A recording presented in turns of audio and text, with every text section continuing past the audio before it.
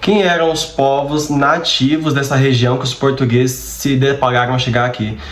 Costumamos usar o termo povos indígenas para se referir às populações que aqui viviam, mas esse termo é genérico. Aqui viviam de 2 a 4 milhões de pessoas divididas em mais de 1000 grupos diferentes. Todas elas que tinham línguas diferentes, culturas diferentes, práticas sociais, políticas e religiosas diferentes, foram todas englobadas no termo indígena. O termo indígena, na verdade, é uma forma de se referir às pessoas que já vivem no local. O indígena é o contrário, o antônimo de alienígena. Se o alienígena é o que vem de fora, o indígena é o que já vive no local. Esses povos que eram indígenas daqui eram inicialmente chamados de índios pelos portugueses. Esse nome índio surgiu por conta da confusão do Colombo, que achou que havia chegado nas Índias, mas na verdade estava no mar do Caribe. Como ele chamava os povos nativos de índios, acabou que a palavra índio foi genericamente utilizada para se referir a todos os povos nativos aqui da América. Os padres religiosos católicos também vieram para o Brasil, chamavam as populações nativas locais de gentios, ou seja, pessoas que não eram convertidas à fé católica. Na Carta do Pero Vaz de Caminha, inclusive, era dito que as populações nativas que viviam aqui eram pessoas que não tinham nenhuma religião, ignorando o fato de que eles tinham sim religião, como o historiador Júlio César Melati mostrou e como eu vou falar daqui a pouco. Os europeus que chegaram aqui depararam-se com povos que tinham formas de vida muito diferentes.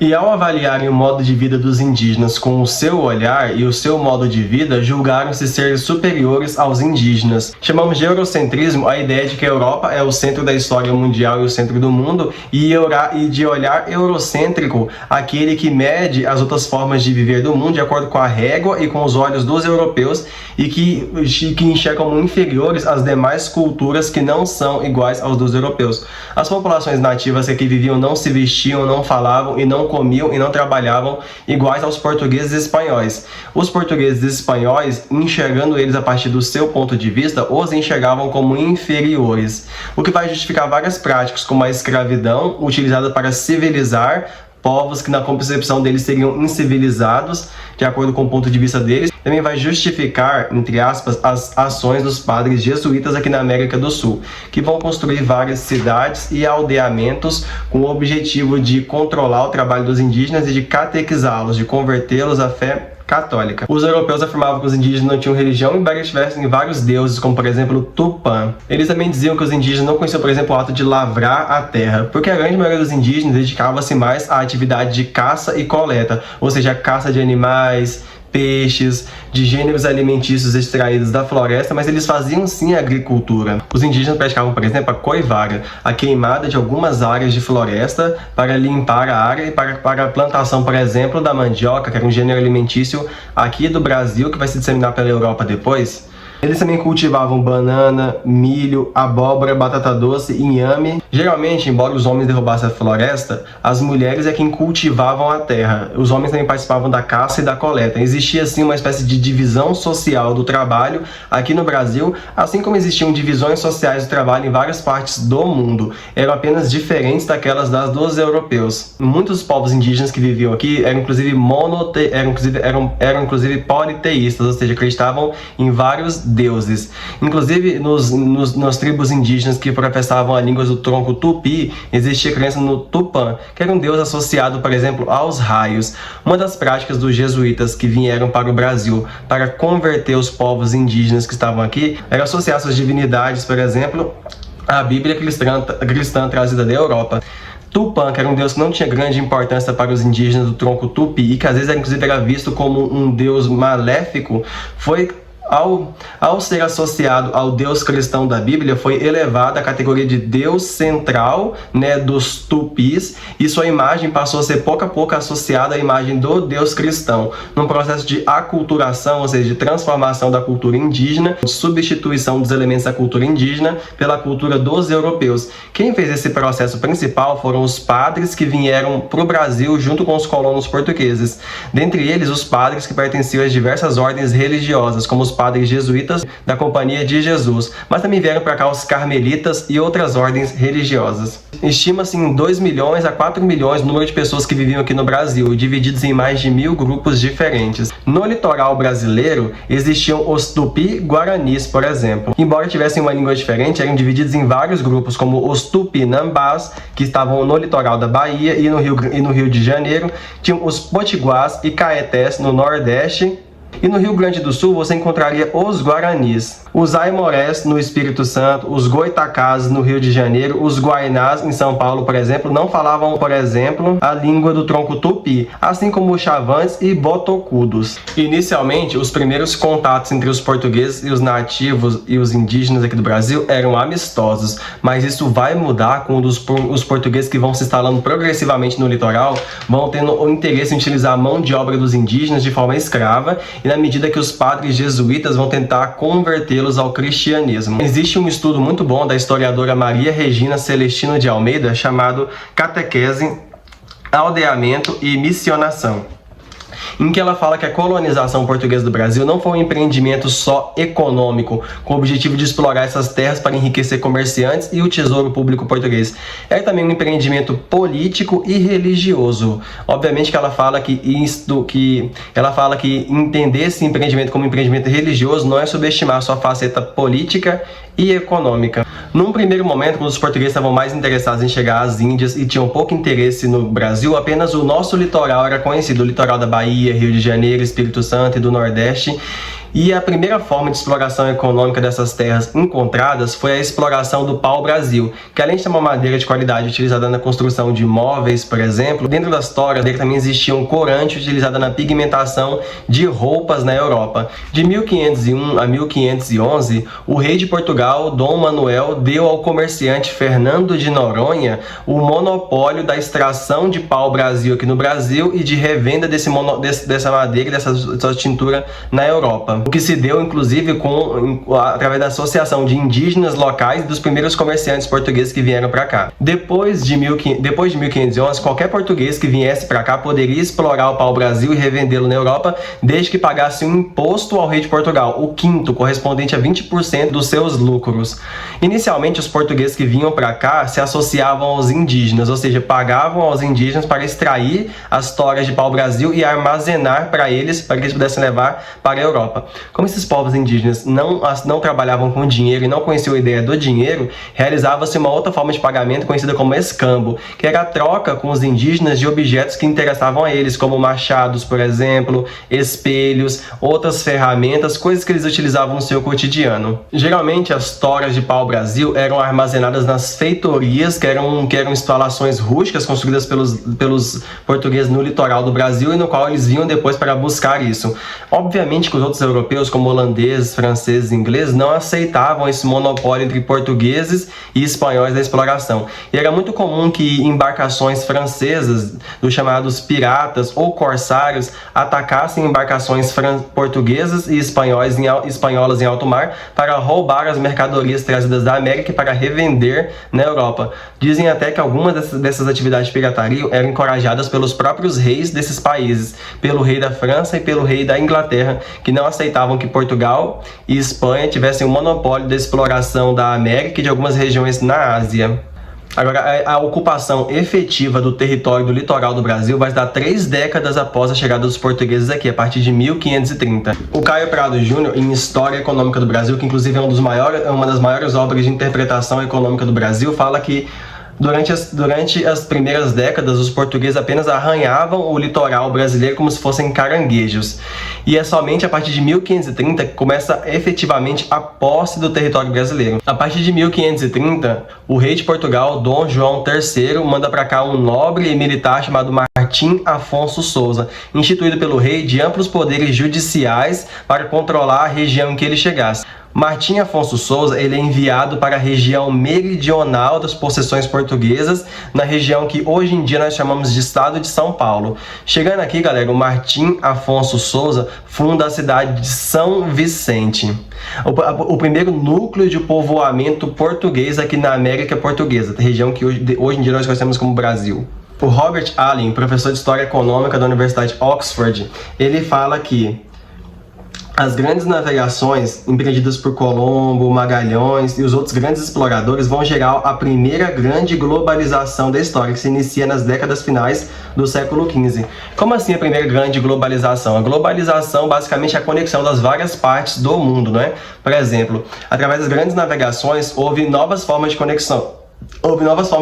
Entre a Europa, a África, a América, a Ásia e futuramente a Oceania. A interligação desses continentes e vários países agora era o início do processo de globalização que vai se acentuar enormemente com a Revolução Industrial do século XVIII e XIX e o desenvolvimento de meios de transporte mais sofisticados, como navios movidos a vapor, malhas ferroviárias e aviões. Portugal, embora estivesse se enriquecendo, não estava tão rica quanto a Espanha. De acordo com o professor Robert Allen, o Império Espanhol era ainda mais rico. Seus maiores êxitos foram a conquista do Império Azteca em 1521 pelo espanhol Hernán Cortés e a conquista do Império Inca, que ficava inclusive na região do Peru, pelo espanhol Francisco Pizarro. O roubo e a pilhagem dos astecas e incas resultou em riquezas imediatas para a Espanha. A conquista seguiu-se a descoberta de grandes minas de prata na Bolívia e no México. A enorme quantidade de pratas que inundou a Espanha pagou os exércitos habsburgicos que combatiam os protestantes em toda a Europa e forneceu aos europeus dinheiro para comprar mais artigos asiáticos, ou seja, dos indianos e dos chineses, e desencadeou um período de inflação que se prolongou por décadas, conhecido como a Revolução dos Preços. Pessoal, tanto o Robert Allen no livro História Econômica Global e o historiador brasileiro Fernando Novaes no estudo Brasil nos quadros do antigo sistema colonial vão falar que toda aquela prata que os espanhóis conseguiram encontrar aqui nos países da América Latina, Bolívia, Peru, México, vão encher os cofres da Espanha de prata. Essa altíssima quantidade de prata vai levar a uma desvalorização do seu poder de compra. Galera, se há uma desvalorização do poder de compra da moeda, todos os produtos que você compra com ela ficam mais caros. Não porque eles estão mais caros, mas porque o poder de compra da moeda ela ficou mais baixo, né? Isso levou, galera, a um problema chamado inflação. Inflação é um problema que nós brasileiros estamos bem habituados, não é? A inflação foi provocada naqueles séculos 15 e 16 por conta da grande quantidade de prata extraída da América e disseminada por toda a Europa. Vamos lembrar que a prata entrada na Espanha disseminou-se por toda a Europa. Afinal de contas, os espanhóis também utilizavam a prata para comprar todos os produtos manufaturados de outros países que ela própria não produzia. Essa desvalorização do dinheiro, essa desvalorização da prata vai levar a uma onda inflacionária por toda a Europa, que vai levar a chamada Revolução dos Preços. Todos os produtos ficavam enormemente caros para serem comprados, o que vai levar a uma verdadeira transferência de renda da população para os altos mercadores da Europa, enriquecendo ainda mais essas pessoas. O comércio português com as Índias, embora próspero, estava cada vez mais perdendo sua eficiência, porque os preços das especiarias trazidas do Oriente já não eram mais as mesmas de quando eles chegavam lá, e também por conta da concorrência com os holandeses e com os ingleses, também tentavam controlar as rotas comerciais com as Índias. Isso fez com que os portugueses focassem suas atenções aqui no Brasil a partir de 1530 para frente, principalmente a partir do finalzinho do século XVI. E para garantir a completa posse desse território aqui e impedir que franceses e ingleses entrassem nessas regiões aqui, controlassem e fizessem comércio com o Brasil, toda a faixa litorânea do Brasil, que vai do Nordeste até o Rio de Janeiro e São Paulo, foi dividida em 15 zonas de administração chamadas de capitanias hereditárias. E os seus administradores vieram da Europa para administrar essas 15 porções de terra em nome do rei de Portugal, que estava muito longe, que era o Dom João III. Essas 15 regiões administrativas, capitanias hereditárias, foram distribuídas para 12 administradores que vieram de Portugal. O Caio Prado Júnior fala que não consta no nome das pessoas que vieram para cá nenhum nome da grande nobreza portuguesa ou do alto comércio de Portugal, ou seja, os burgueses. Vieram para cá então funcionários públicos, membros da pequena nobreza ou mesmo do pequeno comércio português que se instalaram para cá. Primeiro que o grande comerciante português já instalado em Portugal ou bem instalado na rota para a Índia não tinha razões para vir para cá e se aventurar num local desconhecido e perigoso onde ele não sabia se os lucros seriam altos. E os grandes nobres já estavam muito bem estabelecidos em Portugal e também não tinham razões para vir para cá. Embora mais tarde, quando a colonização avance, alguns nomes da grande nobreza, como por exemplo o Conde de Assumar, vieram para cá para governar. Por exemplo, ele vai governar a capitania das Minas Gerais, mas eu vou explicar isso futuramente. Essas 15 regiões administrativas que eles receberam, as capitanias hereditárias, também podiam ser passadas de pai para filho, que era outra facilidade concedida ao rei para estimular essas pessoas a virem para cá. A regulamentação dessas capitanias era garantida através de um documento chamado de Carta Foral, que tinha ali todos os privilégios que esses capitães donatários tinham para serem governadores dessas 15 regiões, e também tinham ali os deveres que eles tinham que cumprir, como por exemplo, desenvolver economicamente esses territórios, dividir seus territórios em lotes de terras menores que eles deveriam conceder a outras pessoas de Portugal, que era um processo chamado de sesmaria, além é claro de construir estradas, pontes, derrubar a vegetação e combater as populações indígenas que se colocassem no caminho da colonização do Brasil. Outro documento, galera, era chamado as Cartas de Doação. Esses donatários podiam conceder lotes de terras para proprietários que vinham de Portugal. Esses lotes de terra menor, que tinham dentro de cada uma das capitanias hereditárias, eram chamadas de sesmarias. E cada pessoa que ganhava uma sesmaria também ganhava um documento de posse que era dada pelo capitão donatário. Galera, essas capitanias hereditárias tinham quase o tamanho dos estados de hoje. Por exemplo, a atual Bahia hoje era dividida naquela época em 3 capitanias hereditárias. A capitania da Bahia de Todos os Santos, Ilhéus e Porto Seguro, que foi a primeira região que os portugueses vieram. E então, em cada uma delas tinha 3 administradores. Cada administrador era um capitão donatário, podia, quando ele morresse, passar a administração para o seu filho. Cada um desses administradores tinha carta de doação, mostrando seus deveres e privilégios. E cada um desses administradores concedia um lote de terras para portugueses que vinham para cá, as sesmarias. Esses lotes de terras concedidos aos portugueses que vinham para cá tinham que ser lotes de terras gigantescos. Por quê? Porque nenhuma pessoa viria para cá simplesmente para se tornar um pequeno proprietário de terra. Afinal de contas, os riscos eram muito grandes, a distância com Portugal era muito grande e o risco de não dar certo era muito grande.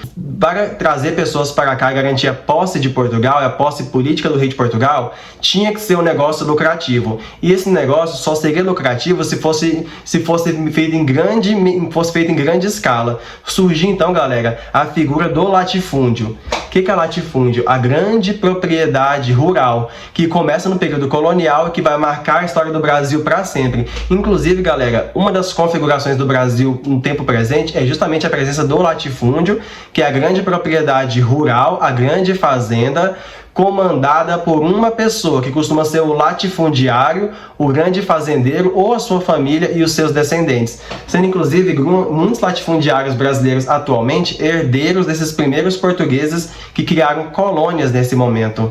Outra coisa, galera, para que a grande propriedade rural fosse lucrativa, tinha que ser plantado nela algum gênero que tivesse grande valor no mercado internacional.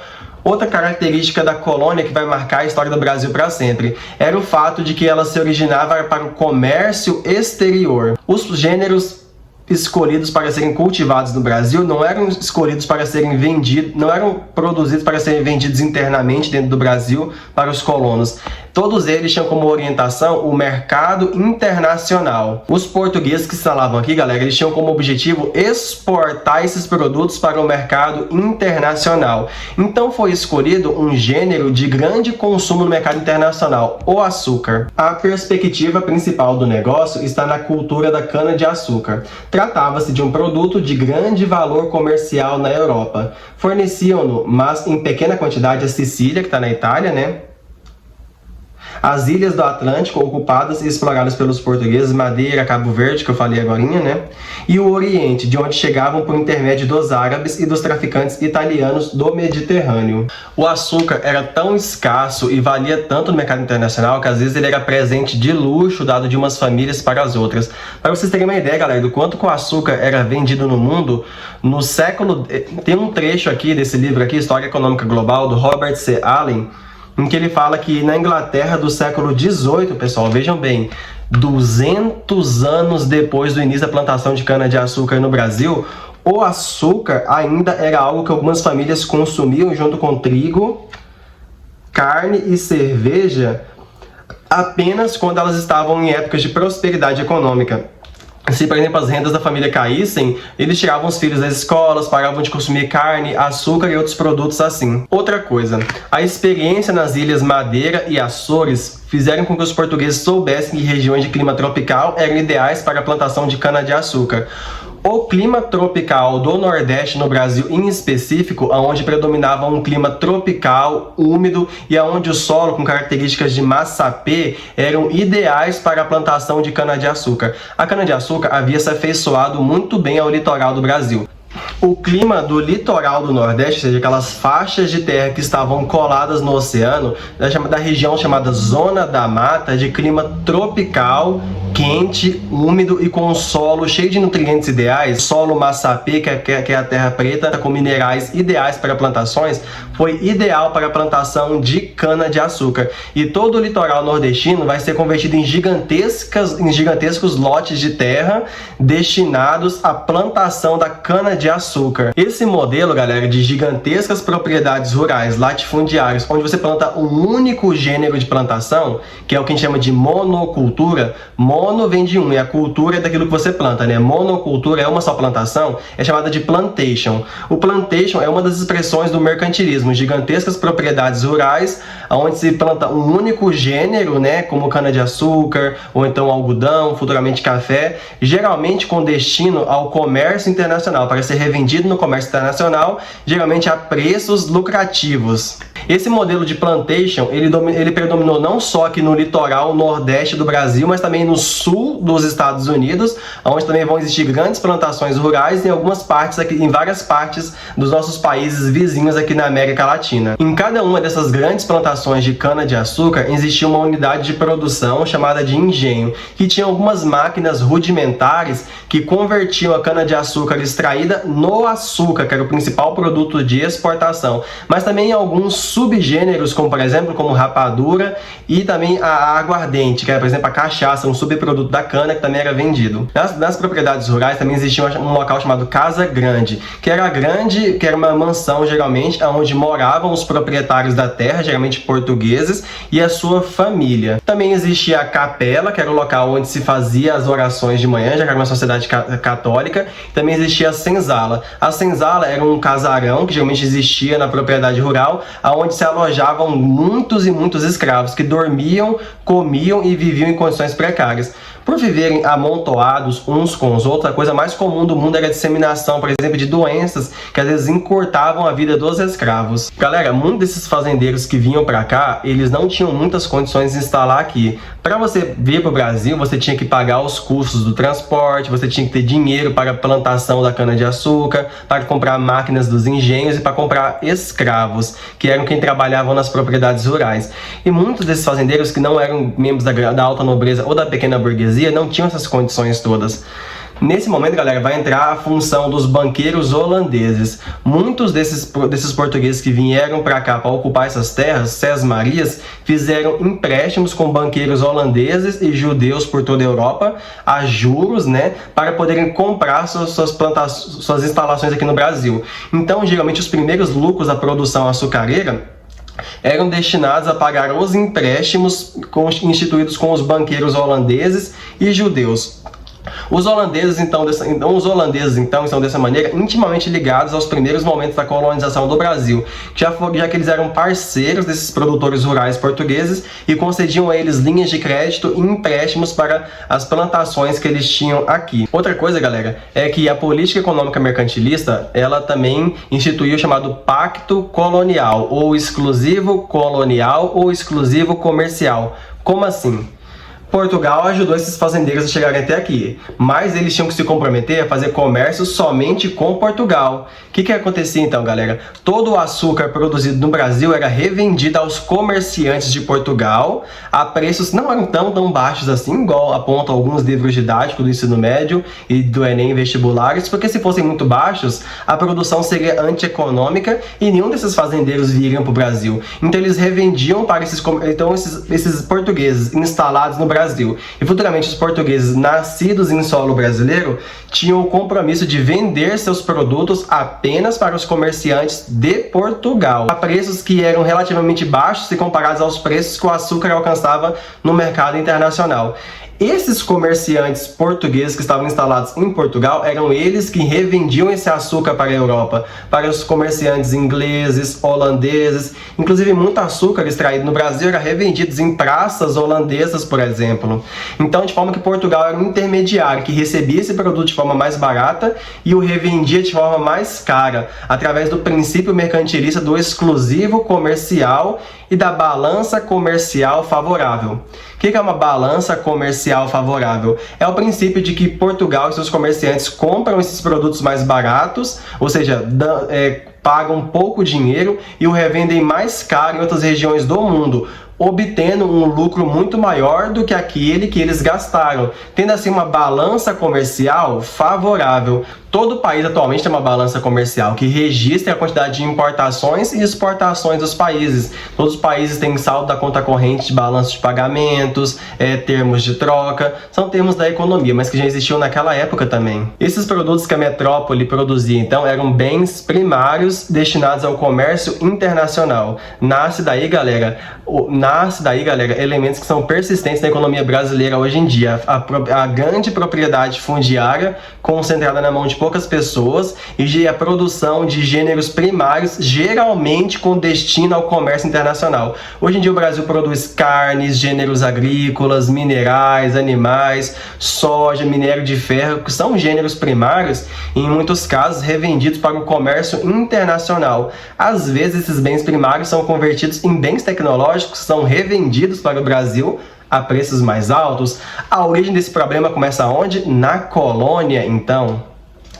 Outra coisa, galera, o Brasil, os portugueses instalados aqui e futuramente os filhos de portugueses nascidos no Brasil não podiam simplesmente comprar objetos de qualquer comerciante do mundo, roupas, escravos, utensílios, comidas, joias, alguns equipamentos. Eles não podiam, por exemplo, comprar de comerciantes ingleses, espanhóis, holandeses, franceses. Eles tinham que comprar, galera, dos comerciantes portugueses. Por exemplo, precisava de vinhos ou comidas, você tinha que comprar dos comerciantes portugueses, por conta do princípio mercantilista da balança comercial favorável e do princípio mercantilista do exclusivo colonial ou exclusivo comercial. Brasil, transformado em uma colônia de Portugal e na sua periferia, tem que comprar produtos apenas dos comerciantes de Portugal. Nasce aí, galera, a moderna noção de uma metrópole que controla uma periferia. A periferia, que era o Brasil, só poderia comprar produtos de Portugal, só a metrópole. Dessa maneira, estavam garantidos os lucros dos comerciantes portugueses. O rei de Portugal, ao mesmo tempo, também assegurou-se de impedir que comerciantes e mercadores franceses e ingleses entrassem no Brasil e fizessem comércio com as populações nativas ou com os portugueses instalados aqui. Inclusive, o Caio Prado Júnior, galera, ele fala que havia muito que no comecinho da colonização, quando o cerco do rei de Portugal aos comerciantes estrangeiros não era tão forte assim no Brasil, haviam muitos comerciantes holandeses, por exemplo, que se instalaram no Rio de Janeiro. Esses holandeses eram chamados de flamengos, né? Daí a origem do nome de um dos bairros de classe média alta que existe no Rio de Janeiro hoje em dia, que é o bairro do Flamengo, porque era uma região onde viviam comerciantes holandeses que faziam comércio aqui no Brasil. Mas quando os princípios do pacto colonial vão se acentuar e o domínio da coroa portuguesa sobre o Brasil vai aumentar, principalmente quando o comércio nas Índias deixa de ser interessante, todos os comerciantes holandeses e franceses que existiam no Brasil são expulsos para que somente os comerciantes de Portugal pudessem vender produtos para os brasileiros instalados aqui, aumentando o monopólio que esses comerciantes tinham aqui. Como os comerciantes portugueses tinham o monopólio da venda de produtos para o Brasil, eles também podiam cobrar preços altíssimos. Se somente você pode vender determinado produto em tal região, você pode vender ele a preços altos, não é? Porque você tem um monopólio desse produto e as pessoas precisam comprar ele de você e não podem comprar de outros comerciantes. Se você tem um monopólio da venda de um produto, ele é vendido a preços altíssimos. Isso garantiu enormes lucros para os comerciantes portugueses de Portugal e, por consequência, aumentou o poder do rei de Portugal, que se enriquecia politicamente, controlando o Brasil, estendendo sua autoridade para os povos daqui, e também enriquecia-se com os impostos cobrados tanto dos seus comerciantes portugueses quanto dos colonos aqui instalados. Afinal de contas, todos os lucros dos portugueses que estavam aqui também deviam ser revertidos em impostos para o rei de Portugal.